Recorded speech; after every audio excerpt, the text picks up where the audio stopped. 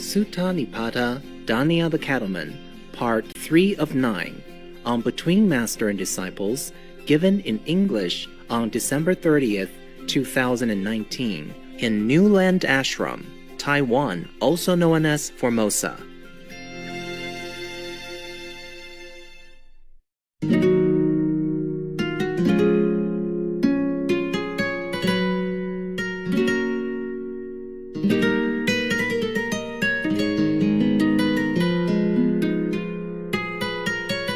Now, this is a comparison between the Buddha and the cattleman, the rancher.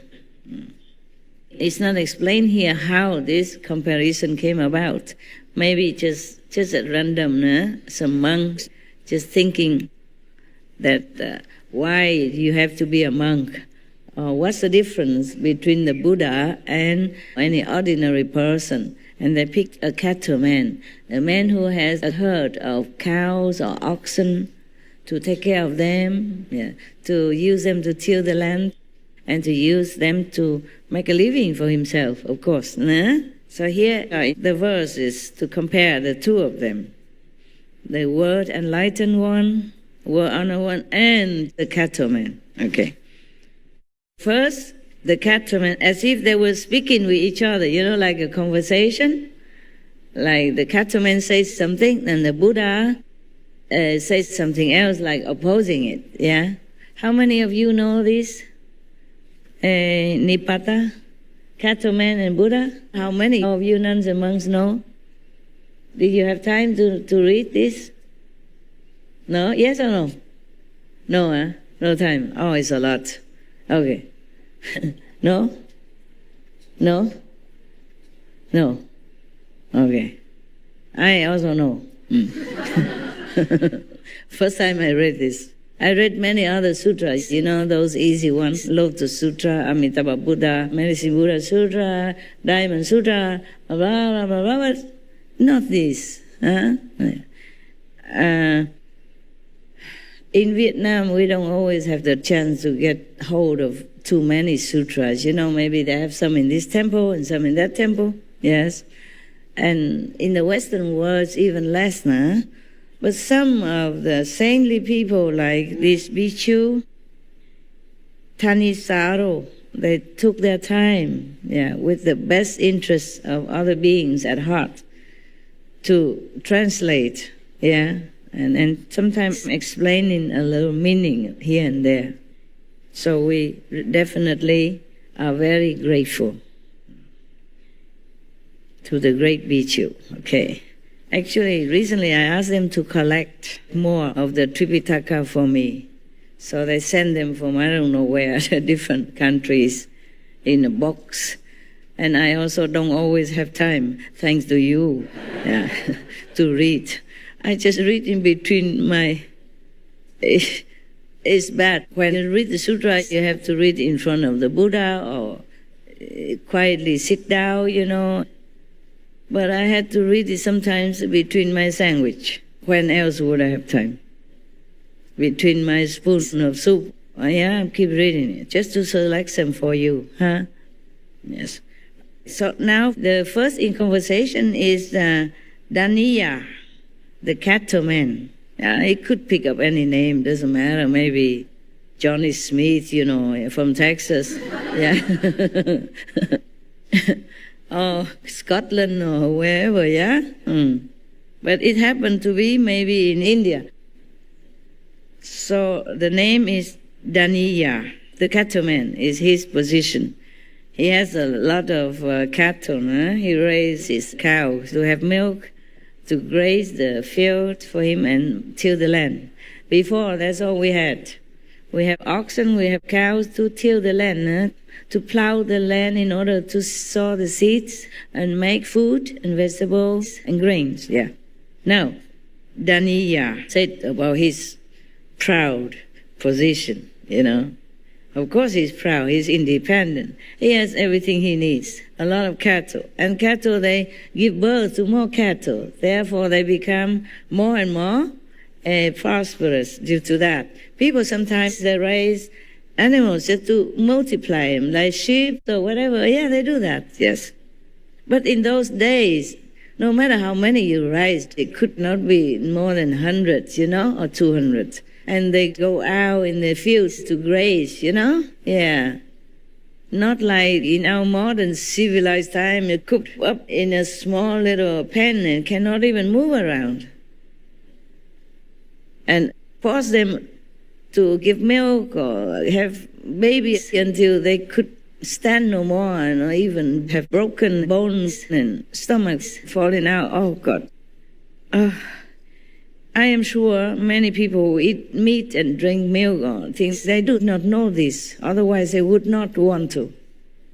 That's why it's our duty to spread the news, tell them to watch Cowspiracy, Earthlings, Dominion, these kinds of films to awaken their compassion and tell the truth, okay? So they know the truth. They will stop it. And that's how people are more and more vegan nowadays, because they are exposed more and more to the truth. They're truly poor people. They know nothing. This is a work of the Maya, to make people know nothing. And then they commit sin and then torture them. Like yesterday, your sister say she went to hell and saw some of the hell punishments, like people who eat meat or anything to do with meat, they will be ground, just like the way the beef is ground on our land, with a big machine coming from nowhere. You remember yesterday? These are true things. Actually, it's not just her who knows about hell. Aren't you glad you're vegan now? Thank your master, no? No, thanks to all the masters who told you this, and you didn't listen until I came along. I say the same thing. I didn't say anything new, but you changed. And you didn't listen to the Buddha. Buddha also taught you to be vegan, make peace, no? Jesus taught the same. All masters taught the same. Why did you have to wait for me to come spoon feed you, And correct, master, we vegan, go be vegan now. Sorry, it's a calendar comes out by itself. Otherwise, I could read very fast again. I finished. And then I could go. It's just my destiny. I have to come talk to you. Before, I talked very little, very shy. Didn't say anything. One time when I was a very little girl, in a primary school, because I was a good student, excellent student. Top of the class, Yeah. So there's one American or English, I can't remember. He spoke English anyway, came to visit our school. Yeah. Sometimes the director from the education department also came to visit us. They visit different schools. They do that. And then that day, one of the directors of the education department came to visit us and brought along one English-speaking Westerner. Yeah. And he came and asked me, how are you? I understood nothing, of course. But then the director translated. It's for me. I didn't even answer anything. I was too shell-shocked. Who is this guy? I never saw this kind of man before. All I saw in my district was just cows, the cow herds, farmers, my parents, my sister. I never saw a Westerner before. So I was just shocked and just standing there, saying nothing. Didn't answer at all. And they kept repeating again, and didn't answer at all. Well, that's shy, okay? So shy. But I was always taken out of my shell to be introduced and even lent to another school to sing for that school, as if nobody else in the world knew how to sing. Oh, terrible. Yeah, I didn't sing all that well. I don't know why they kept borrowing me. Yeah. And I sing all right, but if you ask me anything, I didn't know how to answer. Yeah. No, so shy, And also, after being married, I never spoke much. Yeah. I told you already, I sat there listening to my ex's conversation with everybody else, and I wish I could speak some. some part like that, not the whole thing maybe, but a little part. I just could not say anything. I didn't know what to say. Yeah. And sometimes when I'm wrongly accused, I also don't know how to clear my name. I just take it. Even when I was in an ashram in India already and got some tiny enlightenment already. There was one time we were sitting, eating breakfast. Rarely that I could have some. Because sometimes they ate a lot, they ate all of it. When I came, it was done, It's only something they didn't like left over, maybe a little bit of salad or some uncooked bread or something. Half-baked chapati or what. So we were eating somehow. That day I was lucky, the cook was there and there were two Westerners with me. One was working together with me to help the master in that ashram, and another one was visiting disciples, of course, and we were sitting there and eating some chapati. Oh, it was delicious, always delicious. I was always hungry. When you have no responsibility, you are only a disciple, everything tastes delicious. And now even if they cook chapati for me, it doesn't taste the same anymore. Maybe the flour, or maybe who cooked it, or maybe I'm too full of other things in my head, and it goes to my stomach also, so it doesn't feel that tasty anymore. So we were sitting together and eating chapati, and it happened to be these potato-filled chapati. Very tasty. Oh, lovely. At that time, now you cook for me, don't worry, I don't taste much. And then I ate only one. And the other colleague, spiritual colleague, ate one. And there were two left. And the visitor, he helped himself, He finished all to clean the plate for us. And then I don't know if my colleague saw it or not, if he want to clean a confession now of the visitor or not. He blamed me. He said, you so small, but you eat a lot, huh? The last one you ate, huh? And I didn't know how to defend myself. I could have said, no, I didn't, but I didn't say anything. And in my mind, I was thinking, I don't want to embarrass the visitor. So I kept quiet. Zip. Yes. That's another time. In India and in New York, I was staying in a temple. I don't know if I told you all this before. Maybe I did. Pretend you didn't hear. I forgot. Forgive the old woman's memory. So one time, there was another female who lived in that temple at that time. She was a former nun from another temple, and then she disrobed herself, and she came and stayed in this temple with me, with the master, of course. And then she sometimes cooked for us, and etc., etc.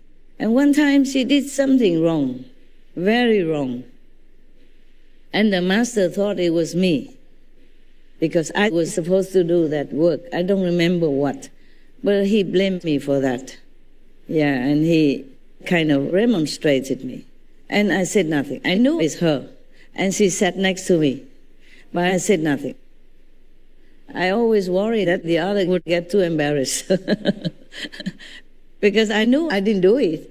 So I felt good enough already. Why would I have to make the other feel bad? I wouldn't have felt any better. I already knew I didn't do it. So in my heart, I was clear and happy. So it didn't matter. Why would I have to make another person feel bad? Because that would make me feel better than I already do. That's the reason. In my conscious mind, I think like that. It was not the first time, and many other times like that, and I'm happy to take the blame. I don't really care.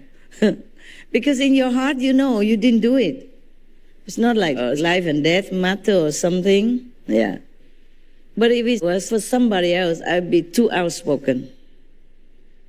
Like in the temple, they had a flat board like that, and they smeared some sticky kind of chemical. So all the cockroaches would be just hanging there by the back or the leg and could not move. Oh, I felt so bad, so bad. So I scolded the whole temple, including the abbot, the so-called master. And they could not say anything. First, they said, it's just a little bit. It's not killing. I said, Talking about a little bit. How about sex, huh? Just a little bit of sex. Is it okay for you monks? And then, of course, they could not say anything. It's so quick. I was so quick and so sharp. Maybe I ate too much chili that day. Too sharp. So later the master, I would say, oh, she's right. We won't do that again. I say, imagine it's you. Glue yourself to something and you cannot do anything. Oh, I was so mad. Because I feel so pained looking at that. Just imagine it's you, then you know what it is. Anything, just imagine it's you, then you know what to do. No need for anybody to teach you anything, right? Even a little insect, a little cockroach, they feel.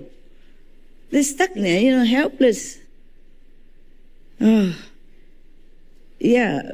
When it's for somebody else or some other being, I'm outright outspoken and fearless. But when it's for myself, I just sit there.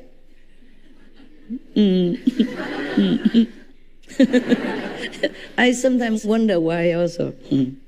Why I was so courageous in some cases and so meek on many other occasions. I wonder myself. Oh, my God, my calendar. Yeah. Now, we really have to go back to India, okay? So the Cattleman, he was very proud of what he had and his possessions and his ability to be independent, to take care of himself and his family. Of course, man's pride is there, right? Yeah.